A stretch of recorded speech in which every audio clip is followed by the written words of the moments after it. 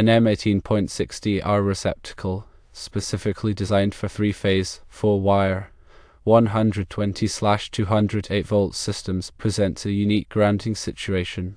It's crucial to understand that this particular receptacle configuration does not incorporate a dedicated ground connection within the receptacle itself. Therefore, the equipment that is intended to be plugged into this NEMA 18.60R receptacle necessitates a separate and independent grounding mechanism to ensure electrical safety and proper functionality. The absence of a ground pin within the receptacle means that the typical path for fault current to return to the source, thereby tripping a circuit breaker or fuse, is not available. This necessitates a different approach to safeguarding against electrical hazards. Equipment connected to this receptacle must be grounded through an alternative method. This commonly involves establishing a direct connection to a grounding electrode system, such as a ground rod, or utilizing other approved grounding techniques as mandated by the National Electrical Code (NEC). The grounding electrode system serves as the primary reference point for electrical potential, providing a low impedance path for fault current to flow back to the source. The specific method chosen for grounding the equipment will depend on several factors, including the nature of the equipment itself, the installation environment, and the applicable electrical codes and standards. However, the fundamental principle remains the same. A dedicated grounding conductor must be run from the equipment to a suitable grounding electrode. It is essential to adhere to the requirements outlined in the NEC, specifically Article 250, which covers grounding and bonding. This section of the code provides detailed guidance on the selection, installation, and connection of grounding electrodes, grounding conductors, and bonding jumpers. When installing a ground rod, it must be driven into the earth to a sufficient depth to ensure effective grounding. The NEC typically requires a minimum length of 8 feet for ground rods and specifies the minimum distance between multiple ground rods if more than one is used. The grounding conductor connecting the equipment to the ground rod must be sized appropriately based on the size of the ungrounded conductor supplying the equipment. The NEC provides tables that specify the minimum size of grounding conductors based on the ampacity of the circuit. In addition to grounding the equipment, it's also important to ensure that all metallic enclosures and non-current carrying metal parts are properly bonded together. Bonding creates an electrically continuous path, minimizing voltage differences between different metal parts and reducing the risk of electric shock. Bonding jumpers should be used to connect metallic enclosures, conduit, and other metal components to the grounding system. The size of the bonding jumpers should also be selected based on the requirements of the NEC.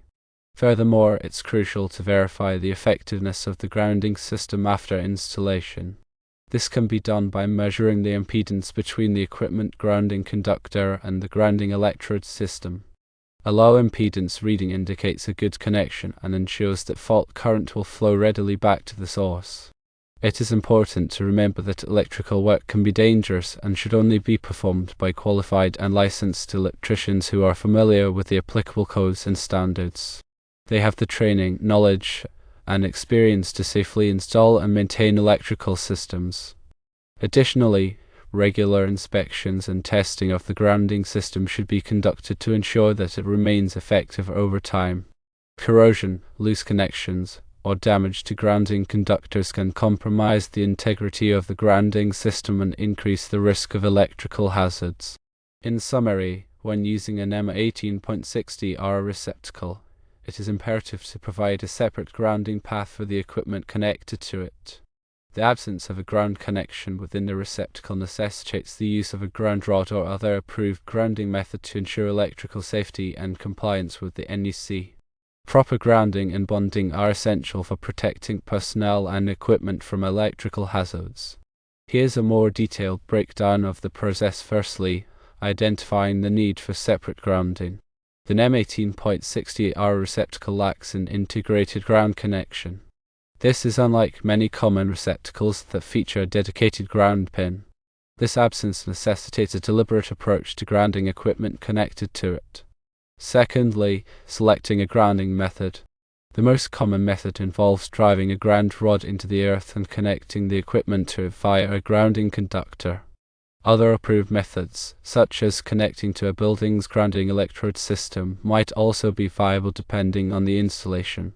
Thirdly, installing the ground rod, if chosen. The ground rod must be at least 8 feet long and driven into the ground until at least 8 feet of it is in contact with the earth. Local codes may dictate deeper burial. Multiple ground rods may be required if the soil resistivity is high. Fourthly, connecting the grounding conductor. A grounding conductor of the appropriate size, as determined by the NEC Table 250.122 based on the overcurrent protection of the circuit, must be connected from the equipment's grounding terminal to the ground rod. The connection must be secure and corrosion resistant, using approved connectors or methods. Fifthly, bonding metallic enclosures. All metallic enclosures, such as the equipment's housing and any metal conduit, must be bonded together and connected to the grounding system. This ensures that all exposed metal parts are at the same potential, minimizing the risk of electric shock. Sixthly, testing the grounding system. After installation, the grounding system should be tested to verify its effectiveness. This can be done using a ground resistance tester or impedance tester. The measured resistance or impedance should be low enough to ensure that fault current can flow easily back to the source. Seventhly, adhering to the NEC, Article 250 of the National Electrical Code provides comprehensive requirements for grounding and bonding. Compliance with these requirements is essential for ensuring the safety and proper functioning of electrical systems. Eighthly, consider using a qualified electrician. Given the complexities of electrical work and the potential for hazards, it is strongly recommended that a qualified and licensed electrician perform the grounding installation. They have the expertise to ensure that the grounding system is installed correctly and in accordance with all applicable codes and standards. Ninthly, maintain regular inspections. Periodic inspections of the grounding system are necessary to ensure its continued effectiveness. Look for signs of corrosion, loose connections, or damage to the grounding conductors or connections. Address any issues promptly to maintain the integrity of the grounding system. Tenthly, consider the equipment specifics. The specific grounding requirements for the equipment being connected to the NEMA 18.60R receptacle may vary depending on the type of equipment and its intended use. Refer to the equipment manufacturer's instructions for any specific grounding recommendations. Now, to elaborate on the National Electrical Code, NEC, and its relevance to grounding, specifically Article 250, this section is the cornerstone of safe electrical installations. It meticulously outlines the requirements for grounding and bonding, which are fundamental to protecting people and property from electrical hazards.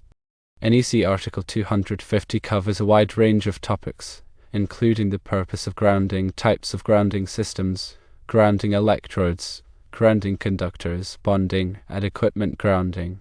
It provides detailed specifications for the selection, installation, and connection of grounding components.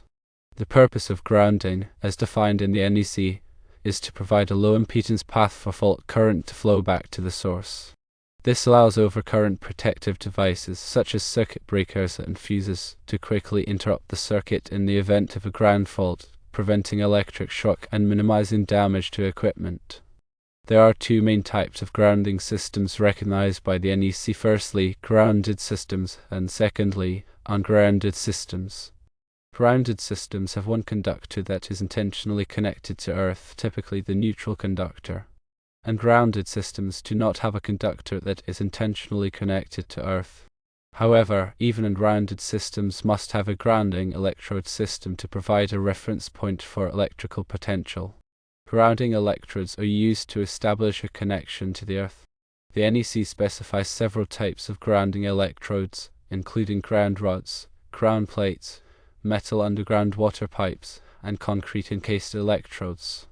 The selection of the appropriate grounding electrode depends on the soil conditions and the availability of suitable electrodes. Grounding conductors are used to connect equipment and enclosures to the grounding electrode system.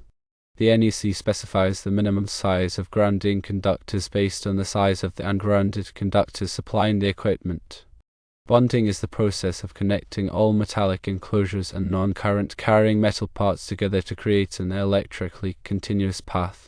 Bonding minimizes voltage differences between different metal parts, reducing the risk of electric shock.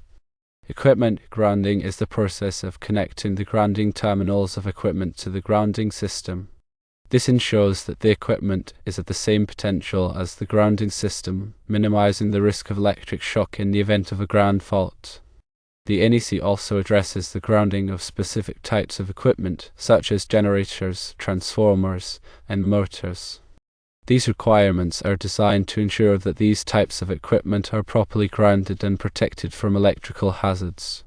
It's important to note that the NEC is a minimum standard, and local codes may impose more stringent requirements. It's always best to consult with a qualified electrician to ensure that your electrical installation complies with all applicable codes and standards. In addition to the NEC, other standards and regulations may also apply to grounding systems.